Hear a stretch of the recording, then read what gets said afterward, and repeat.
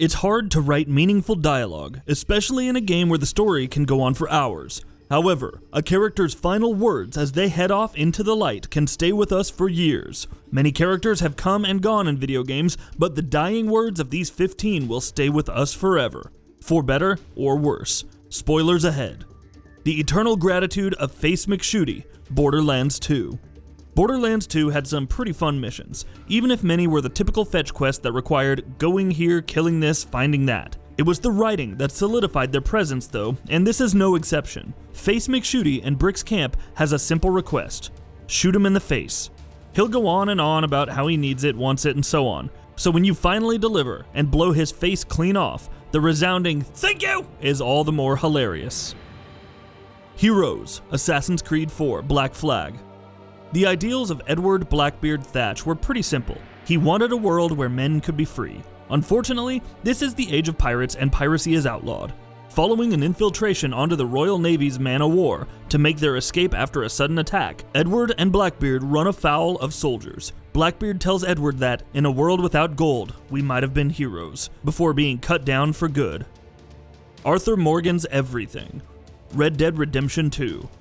Arthur Morgan's life is slowly coming to an end after a certain plot point. Having developed tuberculosis, Arthur's only goal is to ensure the survival of his family, the gang. In the end, after a brutal fight with Micah and following Dutch's intervention, Arthur convinces the leader to abandon the traitorous Micah. The doubt in Dutch's eyes is palpable, but hearing Arthur say in his own words, "I gave you all I had, I did," back at him was enough. Whether it's a bullet in the head or watching the sun rise, Arthur's life ends not without some form of vindication.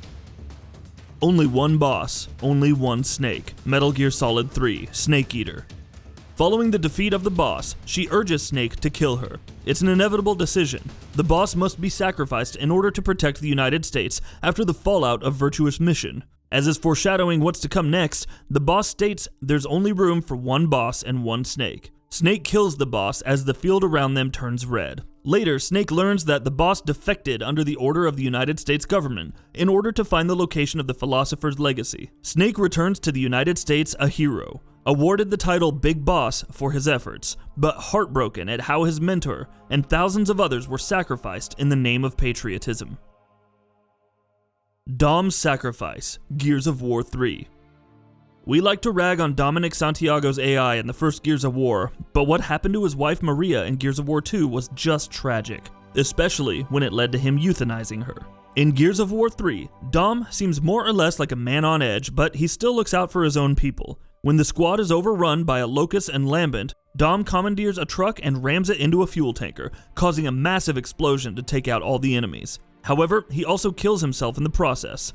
Dom's final words? "Never thought it would end like this, huh? Huh, Maria?" Are pained, but reflect that he was thinking of his wife all the way up until the end. Big Boss finally rests. Metal Gear Solid 4, Guns of the Patriots.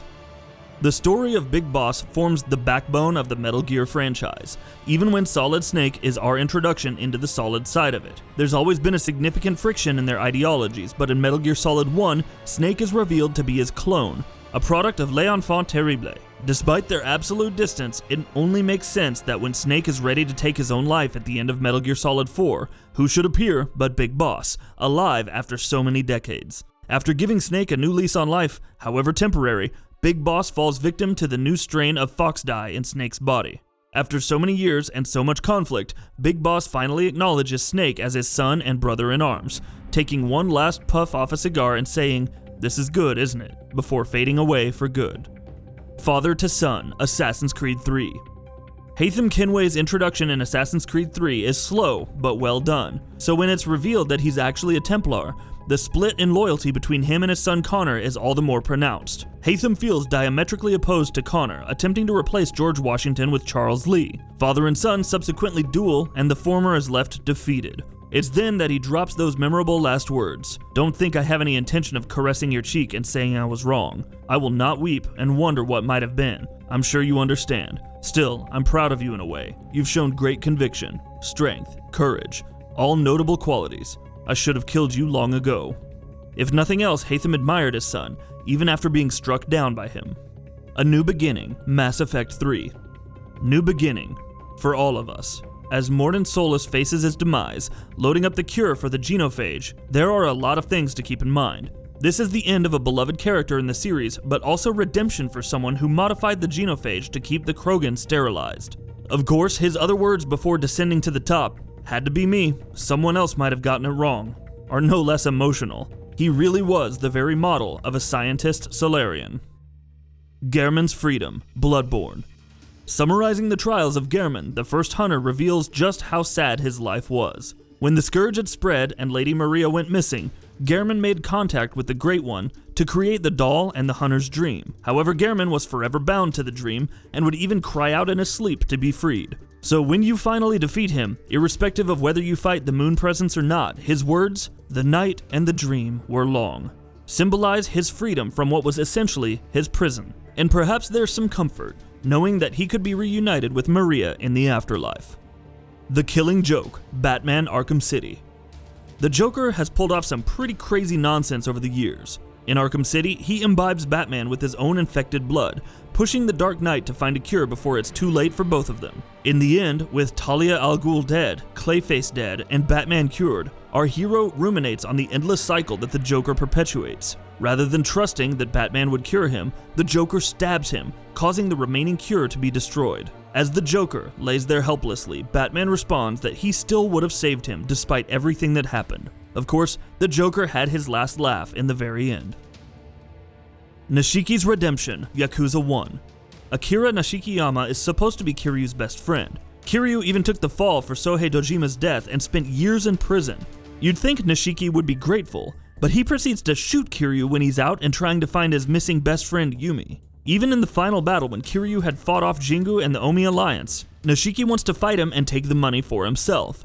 So when Yumi is ultimately shot by Jingu and Nishiki stabs the latter, you know it's not just for revenge. "The responsibility is mine. Let me do this," says Nishiki, as he ultimately destroys the money, Jingu, and himself in an explosion, garnering some redemption for his actions. Aunt May and Peter, Spider-Man. There's not much to deconstruct here, but you know what? Sometimes the simplest scenes are the most effective. After decades of Peter living with the pain of Uncle Ben's death, Insomniac threw this curveball out of nowhere in its PS4 title. Bravo, we're sad again. Zack's Farewell, Crisis Core Final Fantasy VII. The tale of Zack and Cloud is one of intertwined memories and twisted pasts. We only learn properly about it in Crisis Core Final Fantasy VII. Following the defeat of Sephiroth, Zack and Cloud went on the run from Shinra. The latter is catatonic following all the experimentation, but Zack keeps talking to him, encouraging him and keeping them alive. When Zack has his last stand against a bunch of Shinra's forces and lays dying, Cloud finally comes to and speaks with his friend. That last encounter is perhaps one of the most memorable moments in RPG history. For the both of us, you're gonna live. You'll be my living legacy. My honor, my dreams. They're yours now. Lee's Death, Telltale's The Walking Dead Season 1. Lee's death is probably the most heart-wrenching in the entire series, not just because he protected Clementine or because it felt like an actual real thing, but because the player could decide his last words to her.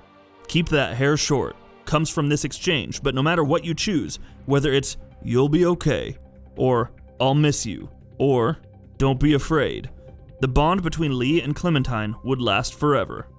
Malak's Defeat, Star Wars Knights of the Old Republic.